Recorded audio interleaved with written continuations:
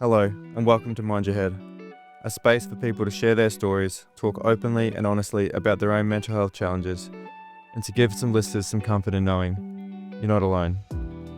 We acknowledge the traditional custodians of the land in which we record this podcast, the Gubbi Gubbi people.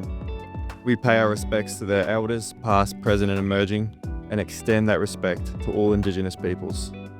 We honour their enduring connection to the land, waters and culture, and recognise their invaluable contributions they make to our communities. Always was, always will be our Aboriginal land. Today I have the honour of speaking with an inspiring individual who's not only survived the harrowing experience of domestic violence, but has emerged as a passionate advocate for change. This will also be a first for Mind Your Head, as this guest has chosen to remain anonymous to protect their privacy and well-being. In Australia, nearly 1 in 4 women have experienced violence by an intimate partner since the age of 15, which is a frightening statistic, making this issue both urgent and widespread. Our guest's journey from victim to survivor is a testament to her resilience and courage. Her story aims to raise awareness, empower others who are affected, and contribute to the broader conversation on combating domestic violence in our communities. So whether you're listening for yourself or to support someone else, this episode is a reminder that no one is alone in their struggles and that there is a path to healing. Now let's get into it. Ash, welcome to Mind Your Head. It's so nice to see you again after so many years. Thank you. Good to be here. I was really happy to hear from you when you first reached out, probably a couple of months ago now, but it was also met with a bit of sadness to hear about your journey that you went through, and I do want to say how brave you are that you've chosen to speak out and share your story about a topic that, you know, affects so many people, but it's often shrouded in silence. Thank you. I have to say there was a bit of apprehension. I really toyed on it for quite a few weeks, but I loved what you were doing. And I think just the conversation right now is so big around this topic, and I used to carry a lot of shame about it, but there is, you know, no reason to feel like that. I think it's really important to speak out. Absolutely. Have you spoken about it publicly before? No, and it's something that's been in the back of my mind. To be honest, even some of my closest friends and family don't know the extent of my situation. Mm-hmm. So this will be a deep and interesting conversation. Yeah, I'm sure. I just want to read out some stats that I got actually. So according to the Australian Institute of Health and Welfare, 1 in 4 women, so that's 2.3 million women, have experienced violence from an intimate partner since the age of 15. On average, 1 woman a week is killed by a current or former partner, and just in Queensland alone, there are more than 100,000 cases of domestic violence every year. Shocking, isn't it? Yeah, and you know, those stats are just, you know, frightening and overwhelming, and I feel honoured that you've chosen to come on this podcast and share your story of domestic violence. If you're happy to, would you like to share a little bit about your upbringing and what your childhood was like? Yeah, absolutely. So I am the youngest of 4 girls. Mum and dad split up when I was around 11 months. I'm the youngest.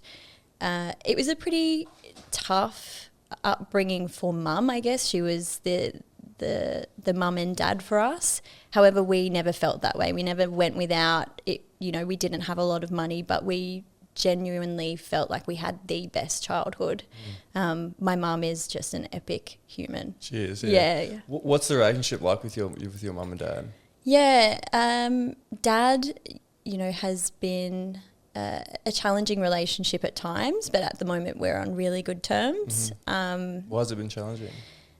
I think probably just a disconnect of probably what I would expect of him. Maybe he struggles to apologise, take responsibility for his actions, and, you know, just even probably the split between my mum and him. Just showing that empathy. Yeah, it was from infidelity. So I think I've harboured a lot of that over the years.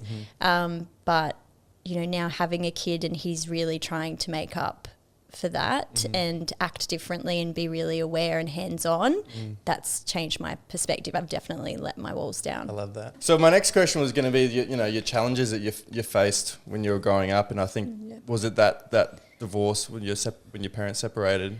Yeah, absolutely. Mum worked 3 jobs, and like I said, money was, quite tight. So it was probably just the time with family, being both mum and dad. But for the main, it was pretty great until probably my early teens, where, I started kind of acting out and the pressures of school and trying to figure out who I was, and family challenges, all of those types of things. So how did you cope with those sort of stresses at home? You talked about acting out at school. I don't remember that. You were like that at school. Was I like that at school? Maybe. Yeah, I can't remember that. That's for another episode. Another conversation.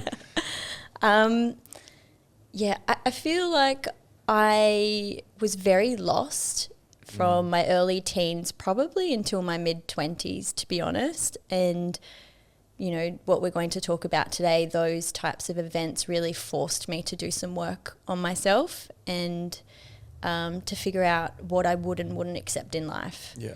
Yep. What were your early experiences with sort of relationships and friendships? Yeah, I think they were pretty great. I still have some really strong friendships from when I was young.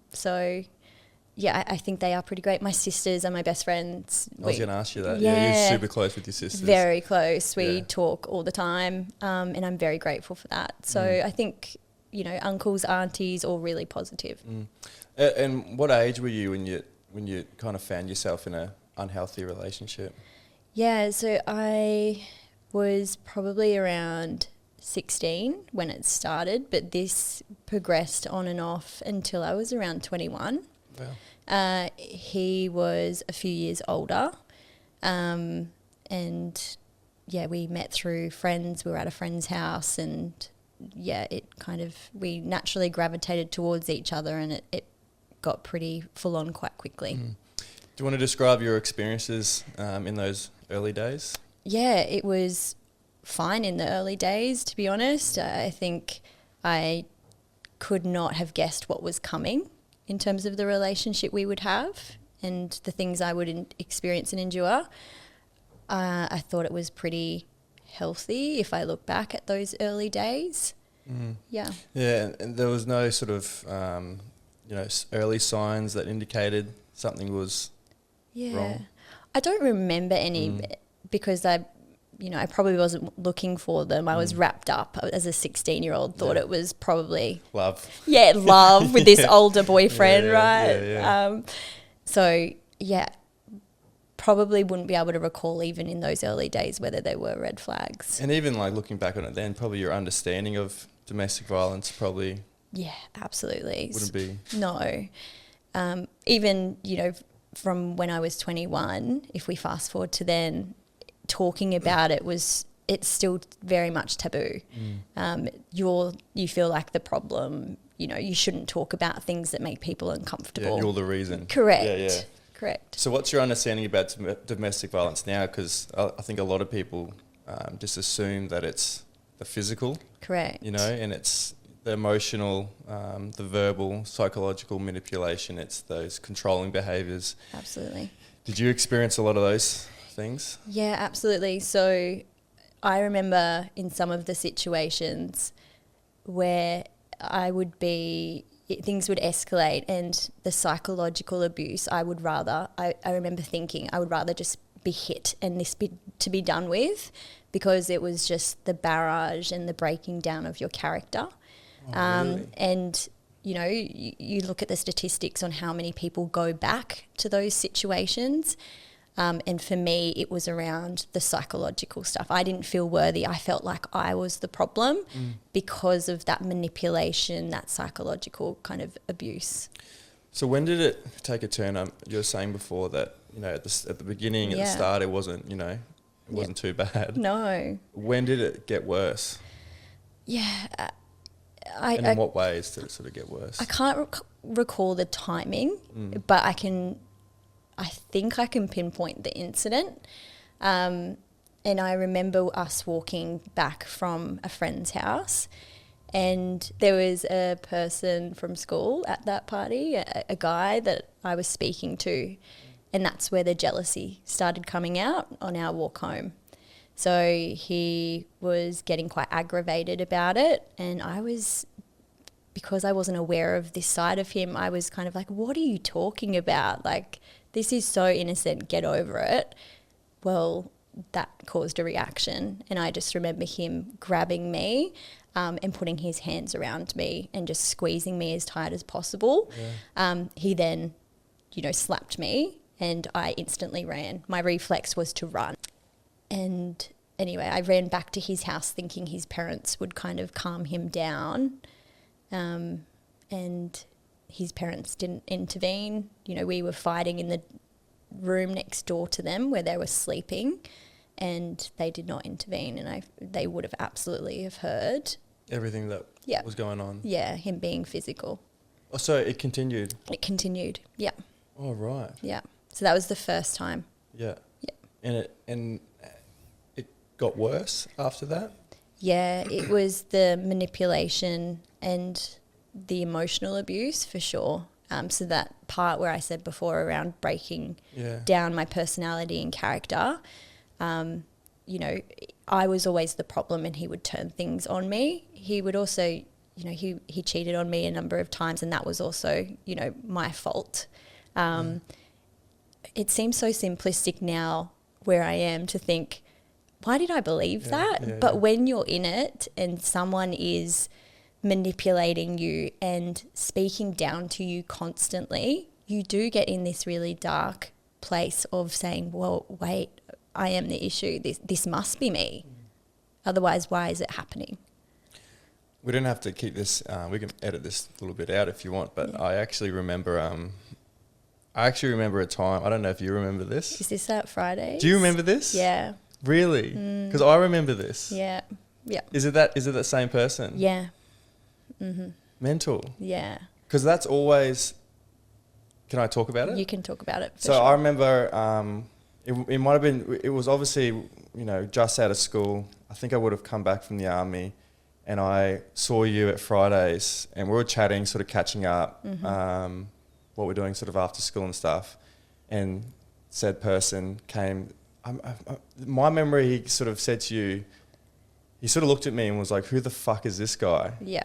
And I remember you going, "No, it's all good. Like, he's just a friend. It's all good." And I was just like, this skinny little kid. I was like, "Oh fuck, what have I done? What have I done?" And I for some reason, that was, we talked about it was 15, 16 years ago. Yeah. But for some reason, that's always stuck with me. Yeah. Because the reason I think it stuck with me, because I remember your face, and I remember the sort of the stress and panic in your voice. Yeah. And I was always like, "Oh fuck, that doesn't seem right." Yeah. Funny you mentioned that example, because I was reflecting on this and I couldn't recall whether it was you or Brock. No, it was me. Yeah. There you go. So often we weren't even together then. And so he continued the manipulation when we weren't together, these fits of jealousy. Even if he had moved on, it was still the control and puppeteering. And so often if I went out, I would see him out. I used to physically get ill, and I actually thought that I was allergic to alcohol. It was anxiety. I was so on stressed, edge and on, just on alert whether he would pop up. And I remember a few times being out and he would lift my dress up or pinch me on the back of the arm so no one could see, or it would be the drink thrown on me and the name calling, to a point where one of the bartenders at Friday intervened and said, "What are you doing? Leave her alone."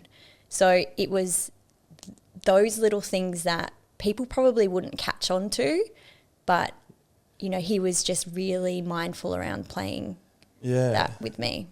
So it wasn't just behind closed doors, it was, in public. Yeah.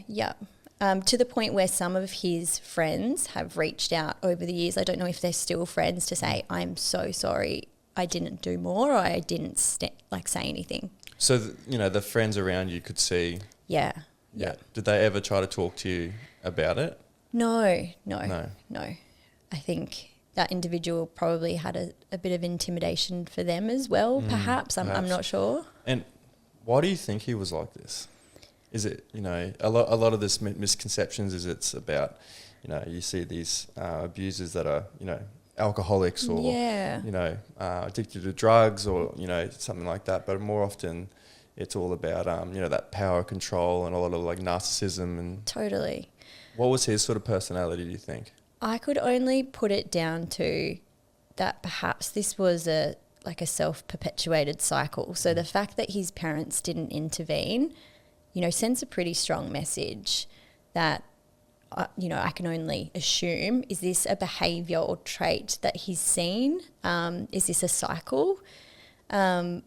His brother was also known for it. So he was dating a friend of mine, and interestingly, I would always, you know, yell at him across the table. I despised him and I, you know, would go off at him, but I was so much more careful about protecting our own image and hiding what was happening versus, you know, his brother would actually leave visible bruises on my friend, where other people could see. And once again, he was very much known for it. And your partner at the time, would he be a bit sneaky about how he would, you know, leave bruises, I guess?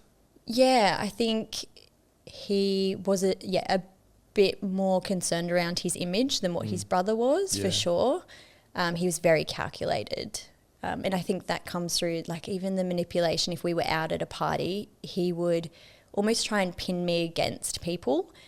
So because he had cheated on me, he would say, oh, such and such is interested in me, you know, she's been hitting on me. Like, he would really just manipulate situations to try and get me to act out, to look like I was the crazy one. Oh, really? Yeah, and it was just so interesting thinking back on all of these moments. There was a lot of drugs around me in that group of people. I was not a drug user because I needed to maintain control. So probably the perception was because I was in that crowd that, you know, you're participating in all this sort of stuff. But correct. Yeah. I needed to maintain control. So, yeah, I don't know. I think he was just a bit more calculated. What was the state of your mental health at that stage in your life? Yeah, if I think about the catalyst which caused change, after that incident, I was in such a dark place, to the point where, you know, friends were really concerned because I'd lost, you know, a lot of weight. I just wasn't looking well. But through that darkness, and probably what I want to get through today in terms of messaging, like, my life is so much better when I think about what it could have been if I stayed there versus what it is now in a healthy relationship. Like, that darkness needed to come. And what was the catalyst that night where you... Yeah, so we had been broken up for quite some time. I would still get calls from him, and he was using ice. He'd kind of eventuated into this other group of friends and started using. And so every now and then I'd get these random calls saying, you're the reason I'm on drugs, you did this to me. Just tormenting you. Yeah, 100%. How long over time did this carry on for? Oh, years. Years? So, yeah, years. To the point where we were broken up and I was living in a house with some friends. And after a night out, one of his friends told me this, which was the catalyst for me to move somewhere else. But they would actually drive to my house. He would come into the house, open my bedroom door to make sure no one was in my room, close the door and leave. While you were there? Yes. So while I was sleeping. While you were sleeping? Yes. So they used to do this after the night. He would make this friend drive to my house, and he would come into the house and check that no one was in my room. And so when his friend told me that, You had no idea? I had no idea. I was out of that house as quickly as possible, and I moved to a different location in a secured unit complex, not a house. Had a housemate he was great. He was a chef, and we just had like a really great vibe in the home, which was a really nice reset for me. But unfortunately, his friend, one that he would, you know, partake in drugs with, moved into the same complex as me. So I remember there was like a 6-month period where I was just loving life. Yeah, right? Surely not. Oh, I was loving life for like 6 months. I just felt like I was getting back to myself, and, you know, the phone calls would come every now and then, but I could handle that, right? I was safe. I had my own space. I was kind of rebuilding. And then his friend obviously could see me in the car park. My car was in the number apartment bay where I was living. So that kind of formed the environment of the catalyst event that I referenced earlier, which was a pretty horrific one. So he somehow got up to my floor, and I got home from work, and he was hanging around my front door and was like, let me in. I refused. He jumped up onto the ledge of the apartment complex and said he would kill himself and jump if I didn't let him in. And this is, you know, from speaking with other people that have opened up over the years, this is actually quite a common thing that happens, is there's this kind of manipulation, like, you will make me do this, or I will end my life because of you, or this is your fault. Once again, it's that cycle. Yeah. And so obviously I'm like, don't do that, you know, get down. He kind of effectively forced himself into my place, and that was, you know, the worst night I can speak to. He held me up in our apartment. My housemate was a chef, so he wasn't there that night. He was on shift work. He worked through the night, and he held me up in our apartment, threatened me with a knife, sexual abuse, physical abuse. I had a blood lip. I had strangle marks around my neck. You know, it was just the barrage all night. I thought that kind of when the drugs would wear off, he would settle, because there was normally this cycle where it would really escalate, and you can see this look in someone's eye when they're that angry or aggressive. You can't talk them down. Like, there's no talking them down. And I was just hoping that he would kind of come to and start that groveling stage where he was, you know, kind of crying or, you know, saying sorry for what had happened, keeping in mind we'd been broken up for so long. It then continued into the next day. He made me drive him to court. He had a court appearance, which was not unusual for him. We went back to his parents' house before that, and his mum tried intervening to get me away from him, and she could not control him or reason with him. So he forced me into the car. I had to drive him to court. While he went into court, he said if I drove off in that car, he would find me and kill me. That was a promise. I'm to stay there. I stayed there. He came back, and then casually he dropped me at work, which was just so bizarre after that whole ordeal, just casually in the state I was, dropping me to work. And that was going to be one of my questions that night. Did you fear for your life? I definitely thought He was going to kill you. He was going to kill me. Like, this was it. This had gone far beyond anything. There's only one other incident where he ran up the back of my legs on a roundabout with my car, and I landed on the bonnet. He ran you over? Well, he came up, and it wasn't enough that obviously I was injured, but I fell flat on the bonnet. And so they're probably the two incidents where I reflect now thinking I could have easily been a statistic and my family could look very different. Oh, fucking hell. Yeah. And, you know, you knew me at school, and, you know, once again, some of these things, probably not to the degree that it progressed to, these things were happening, but I was very good at kind of holding it and kind of hiding it. Did you talk to any of your friends or family about it? No. So after that event, my brother-in-law actually said to me, enough's enough. If you don't do something, I will. And I believe at that time there'd been a recent change in terms of domestic violence orders or people going to the police. I think it used to be, and I could be wrong, but the victims had to kind of start a process where now other people could provide evidence or input to... Oh, so friends and relatives and correct, stuff. to get you protected. Yeah. Correct. So he, you know, had a very difficult conversation with me and said effectively, if you don't do something, I will. You know, if you think about your sister, what if your sister's with you and he approaches and, you know, someone else could get hurt, but obviously my concern is you first and foremost, but you need to do something. So what was the initial stages of I guess, not leaving because you already, I guess, left the relationship. So how did it progress from there? Yeah, after that night, I went back to my apartment and collected the belongings I needed and didn't stay there again. So continued to pay rent but stayed at a friend's house until I could get my furniture out and kind of find somewhere else more permanent. My work actually put security downstairs near my car. So there was a beautiful lady at my work who, when I turned up to work in that state, went straight into her office and told her what had happened. Yeah. And she could see I had a big fat lip. She was like, you should not be here. You know, you need to call a family member. She called my sister to come and get me, my sister and her partner. And so they actually got security for a point in time downstairs. It's a wild, like how you're talking about it now, that you could even function to go into work. I think that sometimes when you go through these really difficult times and you look back on them, you're like, I feel like that was a dream. Like, how You're did just I? numb to it, yeah, how did I come out of the other side of that? Like, how did I put everything back together? It was a pretty dark time, as I said. So did you eventually go to the police? Did the police get involved? Yeah, I went and started the process to get a domestic violence order.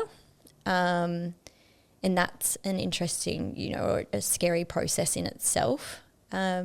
He was actually in trouble for a very, another very serious incident, not relating to domestic violence, but he was signing into the police station every day.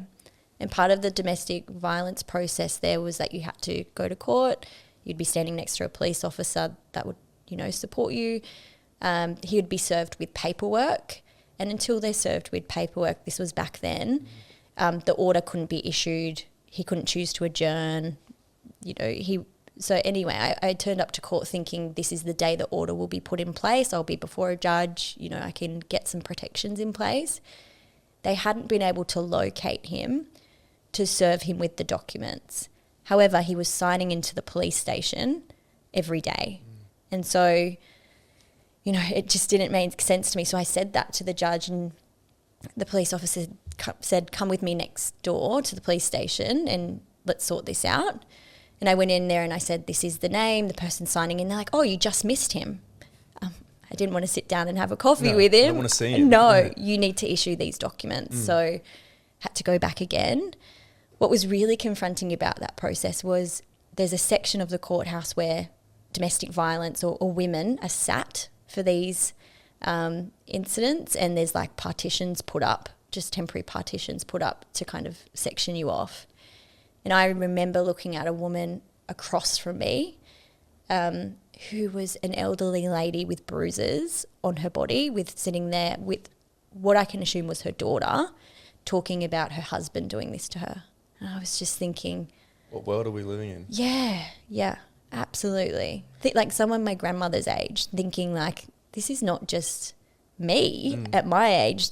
This poor woman by her husband is in this state. Yeah, fucking hell. So, yeah, pretty confronting. It is. And, you know, we've talked about those misconceptions, and, you know, you hear a lot of, I guess, uneducated or uninformed men will often comment like, yeah, why don't you just leave? Yeah.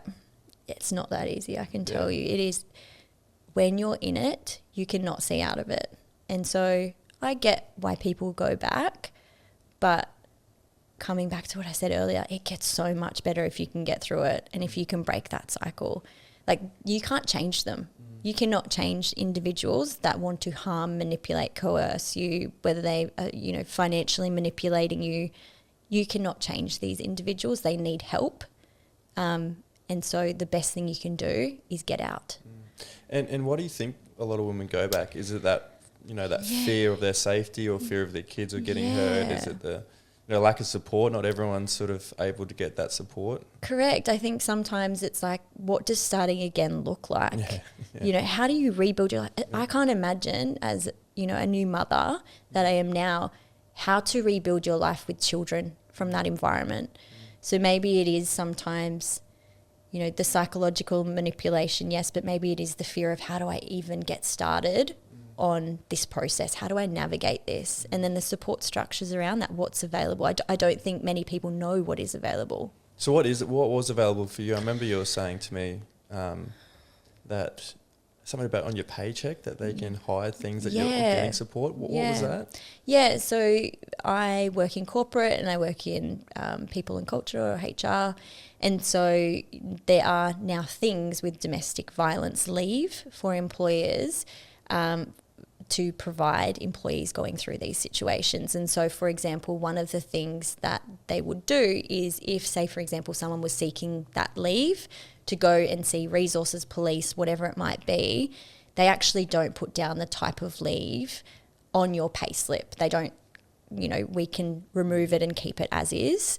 As a protection that if someone is being financially controlled, they are not able to tell that you've taken leave for this incident. That's amazing. Yeah. So when did it all, I guess, you served in with domestic violence papers, and so when did it all come to an end? Yeah, I believe I was 21. 21, and this started when you were about 15, 16. Yeah. So, yeah, a long time, far too long.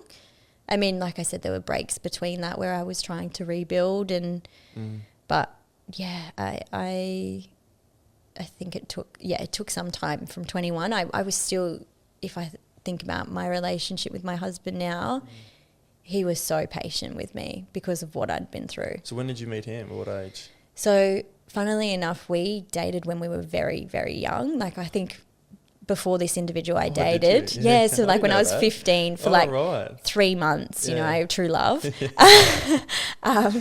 And I'm pretty sure we broke up because he turned 18 and wanted to go clubbing. So How old were you? Pardon? How old were you? I think I was like 15. So like, Yeah. Anyway, keep this part in. But we reconnected and when I just after, or even, at the end of that thing happening, that moment where, I really turned things around and separated myself from that environment, we ran into each other and just started connecting over Facebook and chat, and it ended up being phone calls. We ended up being best friends for ages. How good's that? So good. And let's talk about that rebuilding, your phase that you mentioned before, because I can imagine, this, the emotional toll this would have taken on you, because, you said that from your early adolescence and that time when we're developing, you're going through all this sort of trauma, really intense trauma. Totally. How did you rebuild your self-confidence in that image? Yeah. I have to say I did go a bit wild. Like after I, separated myself from that environment, was well and truly clear. I did have these friends that were fun, and we would go out and I wouldn't have the anxiety and I could actually let loose and enjoy. Went on a Mexico girls trip and, those types of things. So I think it was the group around me. Once again, they didn't know the ins and outs and everything, but, some of them knew enough. And I think having those friends to be able to get me out feeling like myself again. Enjoy life. Oh, absolutely. I also used the EAP service, so Employee Assistance Program, which I think most employers have now, the free counselling service through my work at the time. And the initial counsellor, we just didn't have a connection, but I'm glad I persevered because I actually found a brilliant lady that I would meet with to work on myself. What are some of the things that you would go over in therapy, if you don't mind talking about? Yeah. We kind of built it up because it took me a long time to get to probably the depth that we needed to get to. But a lot of what had happened with the emotional and psychological abuse, I had to retrain my brain on how I was thinking. So those negative kind of voices or thoughts that would naturally come into my mind because of the environment I was with this partner, I had to retrain my brain. Of how you view yourself. Correct. How you think about yourself. Correct. Oh, wow. Yeah. It wasn't an easy process and it took a lot of time. I still do, counselling. You do? Yeah, I think it's, quite healthy. When I fell pregnant, I wanted to make sure that I was, equipped with what I needed. Reflecting on how I could change and break cycles of things, have good relationships and choose how I wanted to navigate life with a child. Yeah, absolutely. Yeah. How's your understanding of love and relationships changed since this event? Yeah, totally. 16 years old thinking I was in love, right? Versus, you know, marrying someone that became my best friend. It was easy. You know, he challenges me, but in the right ways. And so I think feeling safety is really important. He allows me to feel very safe.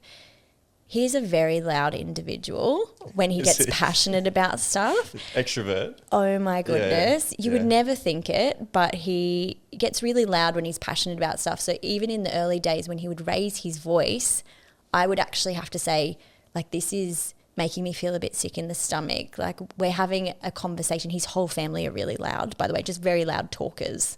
And so when the passion goes, like the voice is elevated. So I would actually have to say, like, this, I know you're not angry at me and we're having an argument and you're not yelling at me or you're not going for my character and you're just kind of really trying to get your point across. But the volume in which you're talking to me, I need you to... It's triggering. I need you to bring it down. Because, that was my next question of were there some things that you had to sort of untrain and triggers that sort of brought into this new relationship that you had to talk about with your husband, Yeah, I think there was insecurity for sure. For sure, yeah. I'd been cheated on. I'd been broken down as a person. So he was very patient and tolerated a lot at the start, which of me being really like, accusing him of really silly things that just were not happening because of my insecurities, right?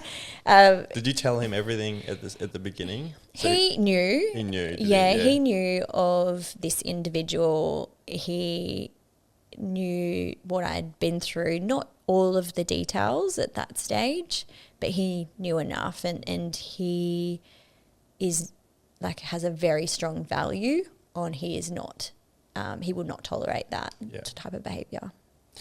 How can friends and family support someone going through something?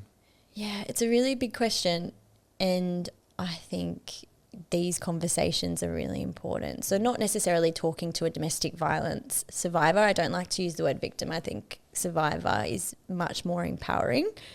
So I try and use that in my mindset just to call out. But I do think it's not necessarily speaking to someone within your world that has been a survivor of domestic violence. If they are wanting to talk about it, absolutely create a safe space for them. But I think it's having the uncomfortable conversations at the family barbecue. We all have cousins, sisters, mothers, and I do talk about the female element because they're what the statistics speak to, right? Yeah. But it's having that conversation to say, if there is something happening or something was to happen, no questions asked, no judgment, I am a safe space, I will come and help you. And that's the thing, that's what you've found is breaking that stigma. Yeah. Of women not talking about things. Yeah. Why do you think it's so? Because does it get met with you're lying or they don't believe you or you're over exaggerating? What is it? Yeah, what is it? I remember when and I first started reconnecting, one of his friends who probably knew, the reputation around my ex or even his brother, had said to him, don't date her, she's damaged goods, right? And so that type of thinking is very common. I think let's not have these big, dark, deep conversations, but sometimes they're necessary to understand the impact of what this is having. Yeah. And you spoke to the statistics before. They are so hard to comprehend. I was reading the other day, there was in the comment section, I read through the comment section, there's a lot around we need to do more on mental health for men. But someone was like, okay, if you had a poisonous banana in a bunch, 2 bananas in a bunch that were poisonous, this would be an epidemic. This would be a real problem. But we have these people in this environment hurting individuals, and it's not loud enough. Taken seriously enough. Yeah, Absolutely. correct. Yeah. What have you learned about yourself during this process? I am very resilient to the point where, it does translate into my career. Being in corporate, I was trained in a law like a law firm, which was a pretty brutal environment sometimes with imagine. partners. Yeah, yeah. And I was very young in my career starting off there. So I do think there's an element of resilience, but also awareness when I need to do some work on myself to be the best version. It sounds really cliche, but I'm very big on that. If I'm feeling low or I'm feeling like cloudy or thoughts are coming front of mind, it's probably because I need to start having that conversation and dealing with it, or thinking about some tools to put in place. So what are your coping mechanisms? Because I know you've spoken about, you wanted to, I guess, to heal some parts of you that before you had kids, and I'm on that same process as well. I'm trying to be the best version of myself, and so when I have kids, you're never going to be perfect, or you're always going to make mistakes. But I guess my sole thing, I'm thinking about my future, and when I have kids, I'm trying to be the best version of myself. What are your sort of coping mechanisms for handling stress, all these insecurities that still might come up? You have your outlets and absolutely. I love yoga. Oh, do you? Yes, I love yoga, running. Yeah. At the moment, I don't have enough of that, given I have a child or a little one. He consumes my time, but I do have my outlets, and it's also my family and friends and my husband. He is a safe space, and it's no conversations too big or too deep. I mean, we're not sitting there nightly at the dinner table getting really deep about things, but where the moments count for both of us, we're saying, hey, I'm not feeling myself.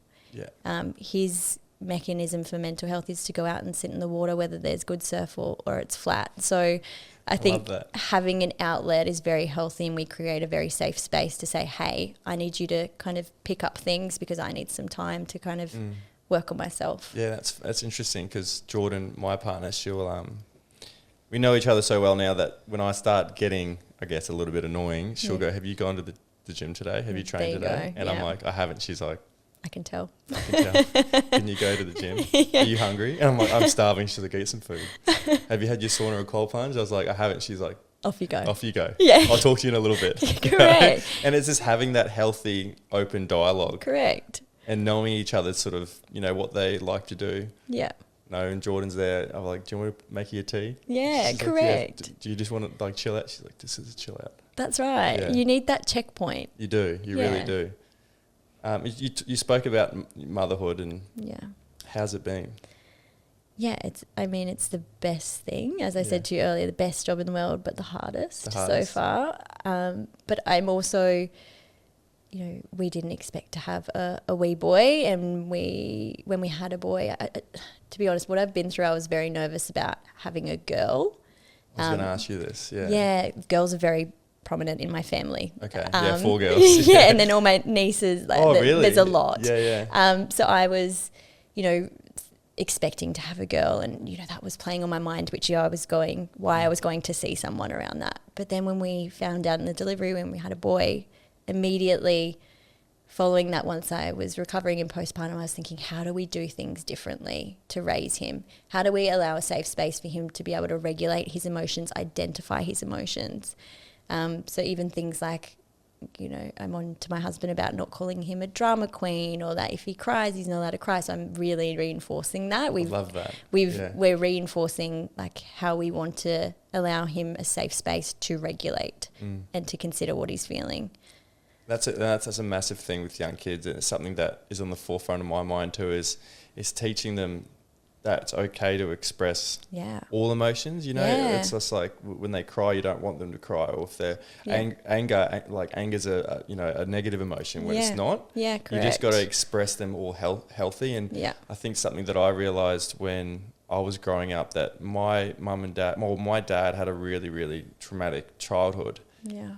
That when he had kids, he didn't want any argument, any fighting in the house whatsoever. So they hid a lot of things from us. Yeah, I remember that episode. It was really great. So we all grow up thinking that you had to hide every emotion apart from happiness. Yeah. So you could show you that you're happy, but if you're angry or if you're stressed or you're anxious, you just had to hide it, because that's what mum and dad did. They didn't show anything from us, so we didn't show anything to them. And that, I think that just, establish that feeling of like, if I'm going through something, it's better for us, or it's safe enough. Yeah. We just have to internalize it. Yeah. So that's something that I really, really am focusing on when, I've talked to Jordan about this, is, that question, how do you want to parent? Yeah. that conversation. It's a big question. It's a big question because it goes into sort of, my background that I've grown up with, and then obviously her childhood comes into that too. Yeah. So we're trying to juggle that too. But I'm very blessed that we're on the same page and in teaching kids how to regulate their emotions. Absolutely. It's so important. I think as well, we put too much pressure on people coming back to not being open. Yes, we want our kids to have resilience. They need resilience to be able to navigate life. Absolutely. We cannot fix all of their issues. However, we look at mental health statistics, we look at domestic violence. We need to change how we're doing things. How important is it for you to share your story and break that stigma? Yeah, really important, because I remember thinking I couldn't get out of it, or, once again, that I could change this individual. So if from this conversation there is one person that thinks, I don't deserve this, and I have the support of family and friends, and maybe it'll be a really hard journey for a while, but I can come out the other side, I think that would be great. Yeah. If it could be people are opening up the conversation and dialogue at the barbecue or at family dinner, that's great. If it's friends calling out friends on their behaviour, that's a huge one. I think that could also be really great. How do you think society can better support victims of domestic violence? Survivors, should I say? Yeah, I think to my last point, calling out that behaviour. It starts with, I know people, once again, coming back to the comment section, only because it interests me on this discussion. It is such a big topic, and too many people are being killed at the hands of domestic violence. And so when you read through the comment section, it's, people saying, yeah, I'm not for this, I'm not for this. It's easy to say that. You actually taking action and calling out behaviour. If your mate is talking down and being really aggressive towards his partner in public, you can't assume things are happening behind closed doors. However, that behaviour is not appropriate. And so calling out these things are important. I totally agree with that, because there's been so many times, and I'll put my hand up, there's been so many times where I've been out and you see sort of a man and a woman that they're arguing, they're fighting over something, and you just think, oh, that's their business. Correct. And I've seen sometimes where a guy's come up to them and be like, guys, is everything all right? Yeah. And then, the woman's turn around and goes, mind your fucking business. Correct. And the guy's like, oh, fuck, yep.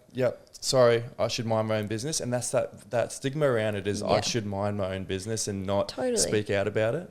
Yeah. I mean, I live in Sydney, and very, heavily dense area with unit complexes.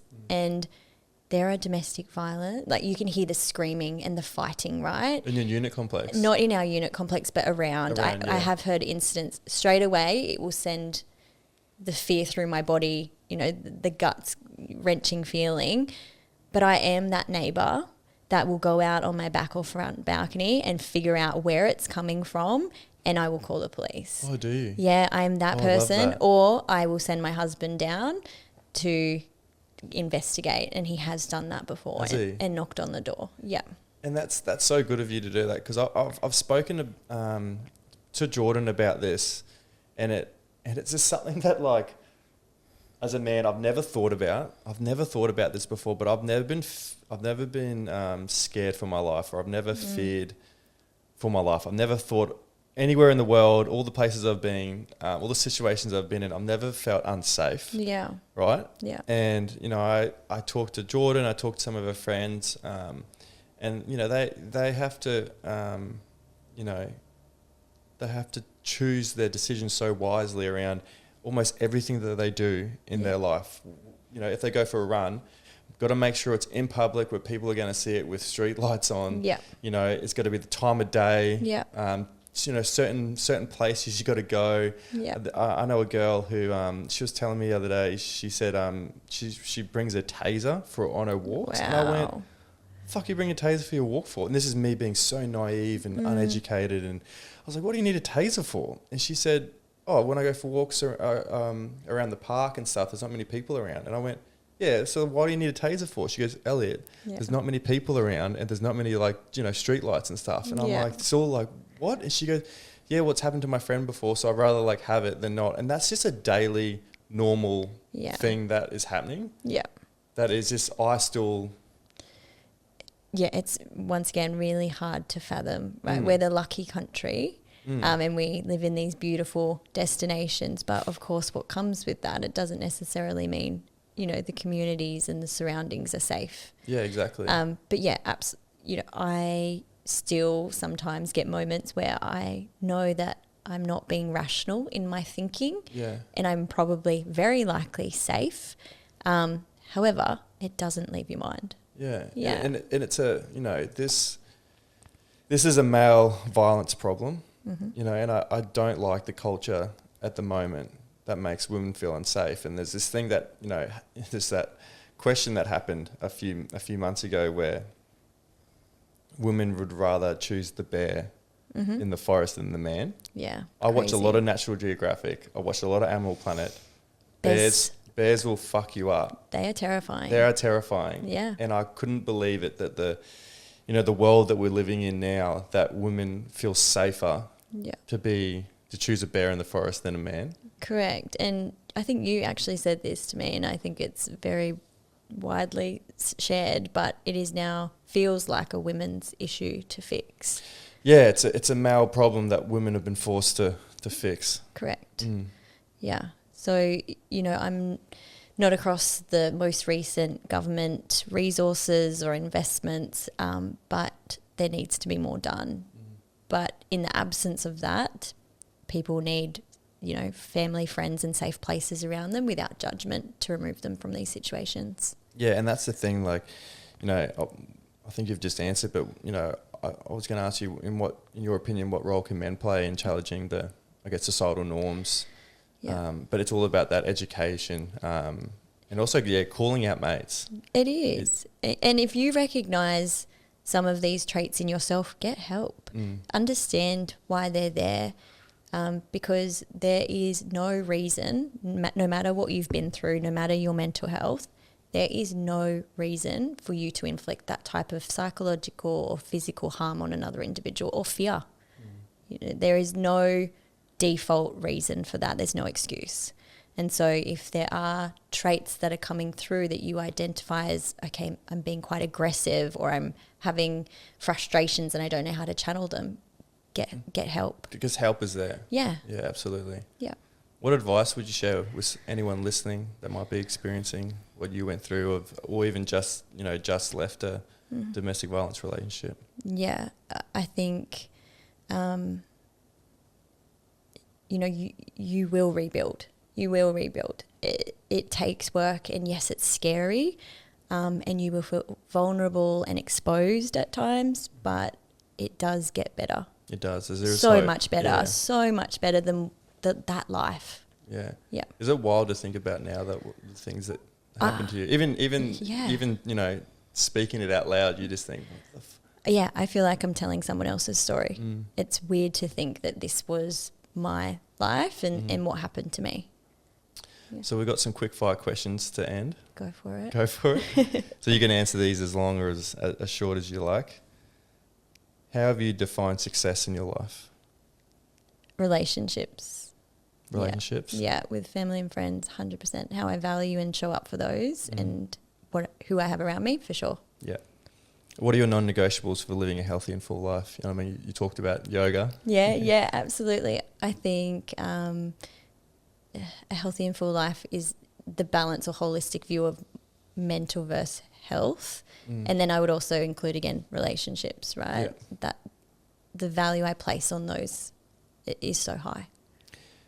If you could go back and tell the 15-year-old Ash one bit of advice, Yeah. what would it be? Oh, so many things How good to that. hindsight. Yeah. How long have we got? Yeah. No, I'm only kidding. Just one bit of advice. I think it's so corny, but just to keep pushing, just, to not lose hope or not lose sight of what's important. Yeah. How has what you have gone through impacted the way that you want to raise your kids? Yeah. I will feel like I have failed as a parent if my children are not kind and understanding to what every individual is going through, including themselves. I want them to be really self-reflective. Yep.